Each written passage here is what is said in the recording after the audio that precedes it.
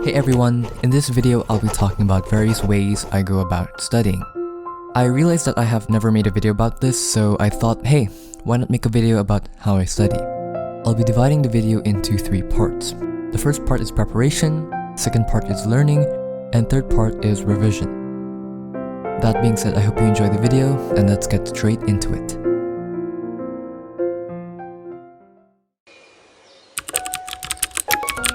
I believe that a lot of people overlook the preparation phase, as many of us tend to think that in order to study, you just have to get straight into it and study.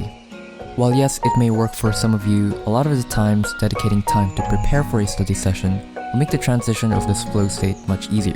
And totally because we're not procrastinating. For me personally, there are 3 main parts of my preparation phase: my calendar scheduling, setting up tasks, and household chores. Let's start with the first one, calendar scheduling. On the day in Google Calendar, I usually tend to set blocks of time for different things that I need to do in the day in advance. So just like any other block, I set a block for study sessions.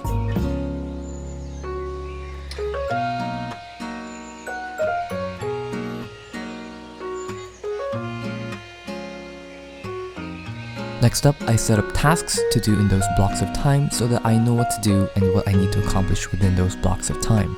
What's cool about Google Tasks and Google Calendar is that you can drag your tasks into your routine and it'll show up sort of like a deadline. Pretty cool.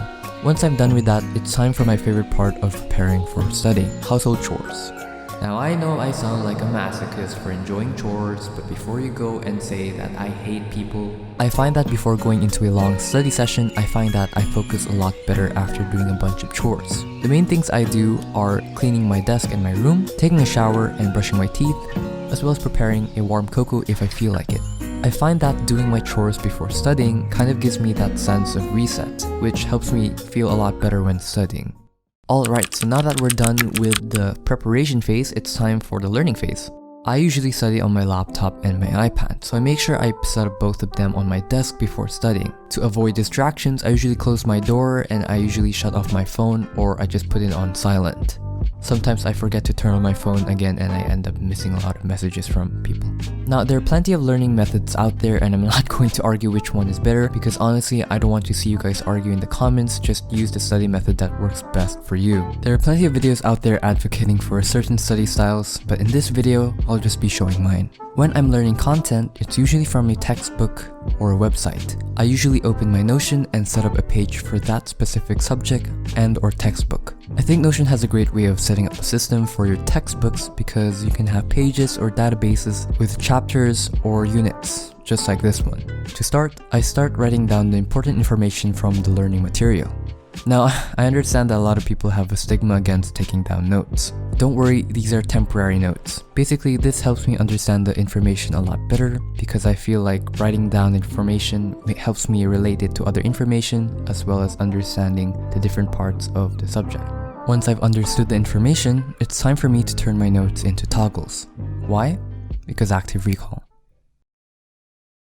Before we head into the next section of the video, I just wanted to thank SoomUS for sponsoring this segment of the video. If you guys don't know, SoomUS is a slideshow presentation application used for video presentations and conferences. Essentially, Zoom and PowerPoint combined. You can use SoomUS to create pretty slideshows and PowerPoints to present to an online meeting with other people, or you can record yourself doing a presentation. So if you're in the area of online education, business corporation, product marketing, enterprise, school education, personal training, and corporate world, you might want to check this application out for your presentations. SoomUS has a bunch of features that can make your presentations or video conferences pretty, such as having a virtual background, importing your PowerPoint presentation, making a small window for your webcam, and so much more. SoomUS can be integrated with a lot of video conferencing softwares out there. So if you have a client or if your class is using Zoom or other video conferencing softwares, don't worry, SoomUS can integrate with those with ease. If you don't have experience with making your presentation, or if the idea of building or creating a live presentation seems daunting to you, SoomUS has a bunch of templates for you to choose from, and once you've chosen a template, all you have to do is replace the text, pictures, annotations, and other elements. Head down to the description of the video and download SoomUS today and start making beautiful presentations for your online conferences.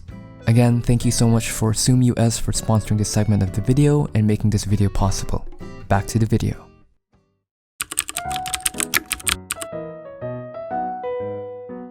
Alright, so once I'm done learning the topic, it's time for me to start setting up my active recall and spaced repetition.